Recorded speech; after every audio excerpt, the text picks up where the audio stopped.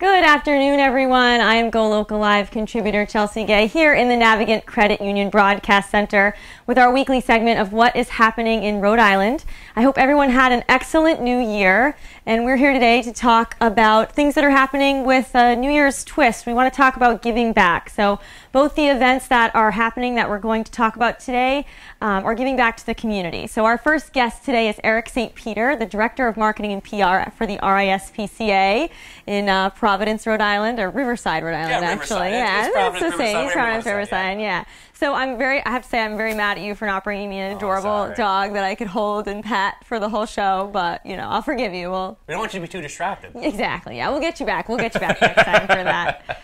So you guys have a pretty awesome event coming up that we'll talk about. But before we get to that, let's kind of chat about what you guys have been doing. You know, we're in the new year. Let's talk about the past year. Sure. How's it been going? I mean, for anybody that doesn't know what the RISPCA is, maybe they live under a rock, they don't know what animals are. Like, give us a little bit of an overview of the organization. Well, the RISPCA is the only organization in the state of Rhode Island that's able to investigate animal cruelty legally. So what we do is we get reports of animal cruelty, we investigate them, we give that investigation to the police and local authorities. We work with them pretty closely, and hopefully they're able to nab the bad guys. Yeah, actually, you know, I was just reading the case about the offender in Smithfield who unfortunately was found in Pennsylvania with more animals, I believe. So you guys helped prosecute that. He's something like 27 Yeah, well, this is an individual that, Michael Williams is his name, that was in Smithfield earlier this year with quite a few dogs and a lot of snakes that he wasn't treating properly. Yeah. And he was arraigned. He was let out on bail. He went down to Pennsylvania like he shouldn't have,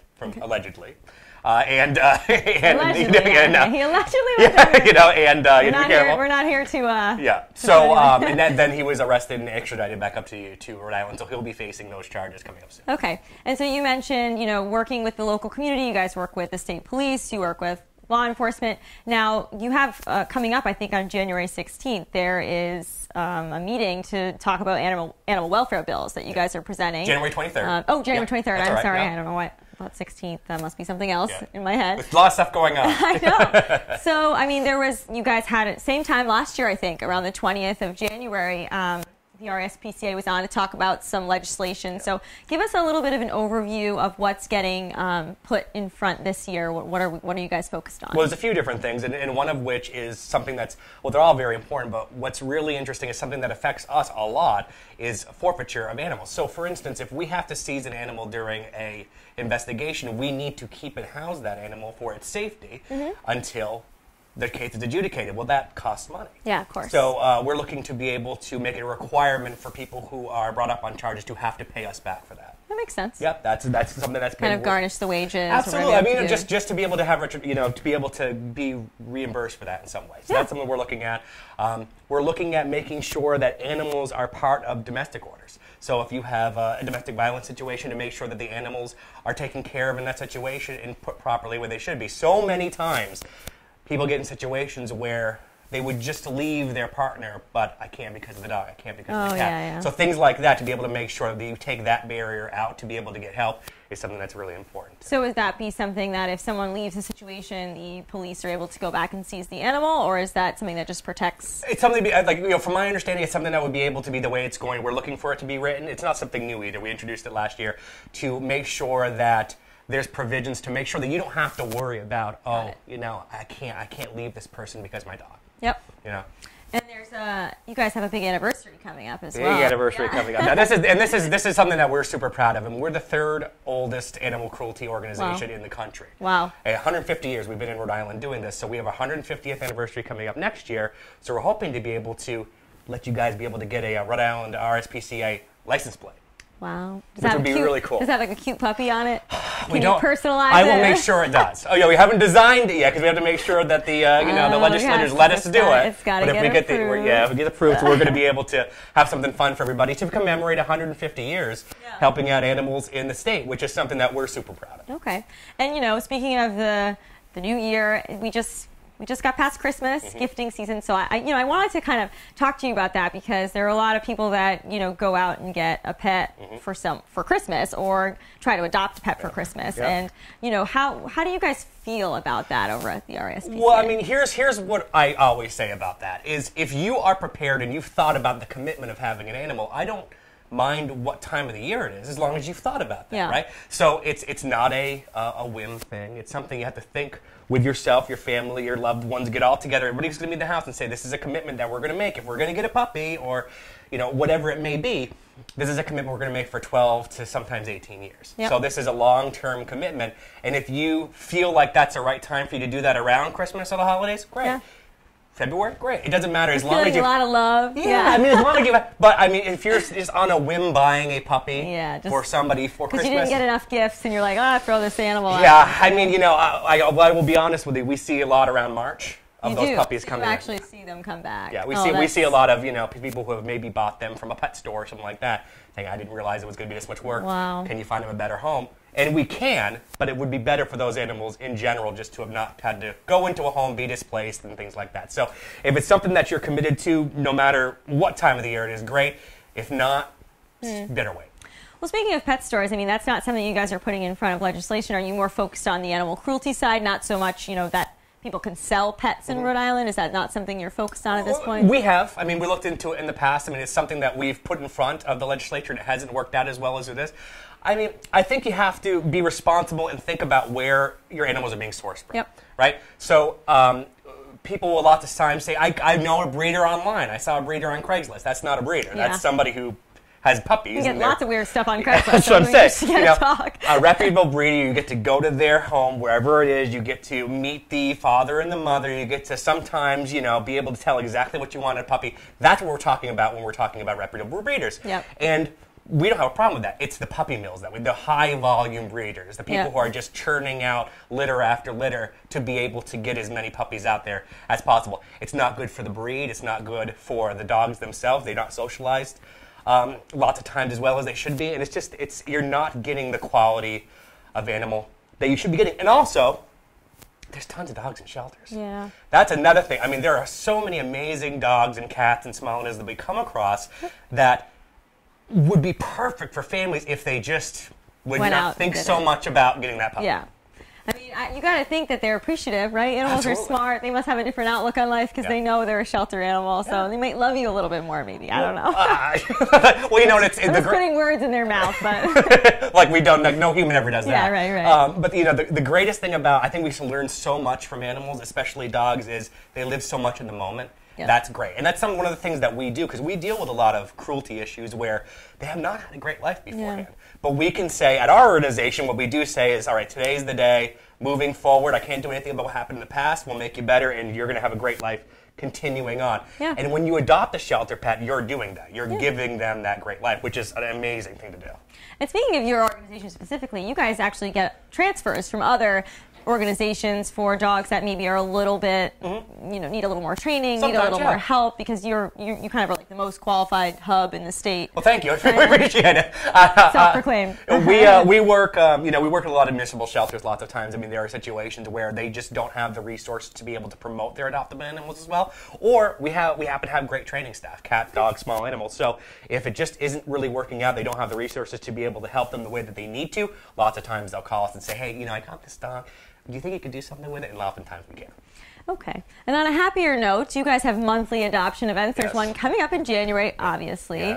And so tell me a little bit about that, what that process is. Do you apply beforehand? What's the best way to go about attending this event in January? Well, it's January 19th. It's called Meet Your New Best Friend. Meet your new best friend. I like that. What we're able to do with that situation is we're able to kind of know ahead of time. Lots of times we can't do on-site meet and greets just because we want your other pets to be there and things like that. So what we're able to do with these events is take, you know, dogs, cats, small animals, and really be able to get them in a situation where you can interact with them face to face, and really be able to see if that bond happens right away in a more up close and personal way.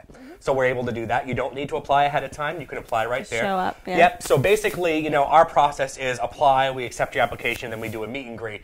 That process gets shortened quite a bit when we do these events. And so, how many adoptable animals are you going to have in January, you think? It's hard to tell. You know, I wish I could tell you that. I mean, hopefully none. Like, you know, hopefully it's an empty. Just because a balloon. You're holding a balloon. There's nothing else there. That's the best kind of day when all the animals have a great home. But you know, right now we have quite a few. We have 10 available dogs online, I think five available cats. That doesn't mean that we didn't just get another 10 cats today, because we did.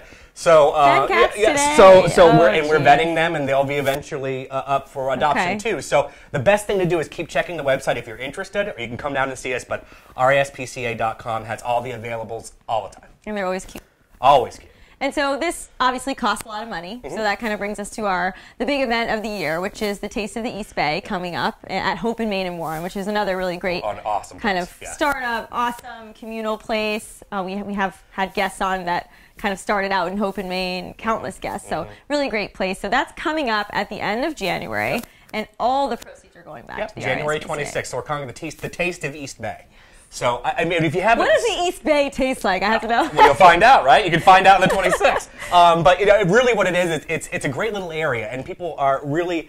I think it gets overlooked a lot of times for how much real, like wine, drink, food there is available in that area, in that kind of Bristol, Barrington, Warren kind of area. We just had Chef Eli on from Warren. Oh, great! Yeah, Eli's Kitchen, awesome restaurant. Yeah, absolutely. Out in Warren. And people don't think about it so much. So we wanted to make sure that we got involved with this organization that's been putting on the Taste of East Bay for a few years, and really be able to showcase that at the same time helping out animals in need. So it really is a win-win situation. It's great. There's so many great restaurants involved. I mean, just to name a few: Revival, Trafford, 110 Grill, Beach House. There's so many great organizations. I can't even name them all. About 20 that are going to be there. Okay. And you can get your tickets right now. There's two different kinds of tickets. You can get a general admission, which is $25, and you can get actually a VIP where you get to have a special. Now, see, you're a VIP, aren't you? Yeah, I'm a VIP. All right, so if you're a VIP, you want to make sure you get the VIP tickets. That's $40, and you get wine, right? Cooking demonstration. Ooh. With somebody from Trafford, one of the chef from Trafford is going to be doing, and you get like a commemorative glass. I don't want my husband to get any ideas. No, really? Yeah, okay. I don't want to think I learned how to cook. So well, you can make sure that when you go and have the VIP experience, that you should that guy's doing the cooking. I'm not doing it. He's doing it. I'm not learning it. I don't know what he's doing. Yeah. So you get a commemorative wine glass. You can sip and savor. That's kind of the theme. That's right. So everybody's kind of bringing little bites and some wine, and you can. Yeah, it's really the best way to put it. It's a food and wine drink tasting event to be able to showcase all the great stuff that the East Bay has to offer. And to give back to the RISPCA and all the cute animals. Because my next question for you is, if maybe adopting a pet isn't in your future, your apartment's too small or doesn't allow it, or you don't have enough time, what are some other ways you can help out besides adoption? Well, financially is always important. I mean, we always, a little shy to say it, but we don't get any funding whatsoever from the state. Give us money. Yeah, right. We don't have any funding from. So we do these things, about 200 animal cruelty investigations a year, and about 1,000 animals rehomed a year, without any funding from the state, local government, city government, anything like that. So it's completely from grants and completely from people donating to us. So if it's something you want to do, that's a fantastic thing to do, is to help us financially. Also, we have a great foster program that we're looking into it. So, you have those dogs and cats and small animals that sometimes are in the shelter and they're just not doing well there. Yeah. They just don't, they're not into, or they have to be there for a while because they're part of a cruelty case and they can't be rehomed. We have a foster care program where you can actually take them into your home for a long period of time, weekend, day, and just give them the home experience to kind of de-stress them a little bit from the shelter environment. So we have a great foster program too. Awesome. So those are some great ways you can give back if you can't adopt a pet. So that's great. I have to ask you, we have a couple minutes left. Okay. I asked you this before, but I want to hear it again. What are some, you guys kind of bring in anything from reptiles to equestrians, which we talked about. Yeah. You don't have horses in we don't have enough room Riverside. They need a paddock and all that great stuff. But so what are some of the more interesting animals you've seen come through or heard about or partnered with? So I've heard of them. I wasn't there for this, but we had an alligator one time. I knew that. Friendly. Did he get adopted? Yeah, I guess he did. And the coolest one that I had since I've been working there was Frank the pig. So we had a pot-bellied pig that we had, and he was just the greatest. Pigs are really, really smart. So smart, in fact, that I think that they're like as smart as a 3-year-old sometimes or something like that. Yeah, like they're really smart, so they know exactly what they want and they know exactly how to get it. So maybe that's squealing. Yep. If I want a treat instead of barking. So if you're into that, that's good. Pig can sit for its treat too. Yeah, and so we found a great home for Frank the pig. He lives on a farm now, and so that's the kind of, and those are the great stories that we can. You said something about donkeys too. We had a couple of donkeys that we actually I can't remember what the name is. Donk was one of them, and I can't remember what the other donkey's name was, but we investigated a couple. Donk the donkey. The donkey. Donk the donkey. and we investigated a couple of cases where they weren't being groomed properly. So long. Oh, like the long hooves. Long in the hoof instead of long in the tooth. Yeah, that's not a good thing, obviously. So we did seize them and found them new homes too. So all kinds of we don't discriminate when it comes to animal safety. Awesome. Well, so if any of this strikes your fancy, head out to the Taste of the East Bay, or if you just like to eat and drink wine, why not? I mean, it's just going back to a good pause and pause. There you go. It's going out to a good pause. Exactly. So give us the details again, date and time, just so we can solidify it. It's going to be on the 26th January, Hope in Maine in Warren. Tickets are available right now. You can go to the website, rspca.com, or go to Eventbrite and search Taste of East Bay. Anything that we talked about today, the best place to check out all the information about RSPCA is rspca.com, but those tickets for Taste of East Bay are on sale now. Awesome. Well, thank you so much, Eric, for joining us. Thank you. Hopefully we'll have you on again sometime in the summer. We'll talk more about what's going on with you and how this legislation's going, and also all your fun initiatives, because you're on the marketing side, so you probably have a lot of fun. I'd love to. Yeah, I get to have fun. Well, thank you so much. Stay tuned, guys. We're going to be talking to the Prince Hall Masons next about a massive shoe drive that they're holding for the Democratic Republic of Congo. So we'll be right back to talk about that next. Thank you.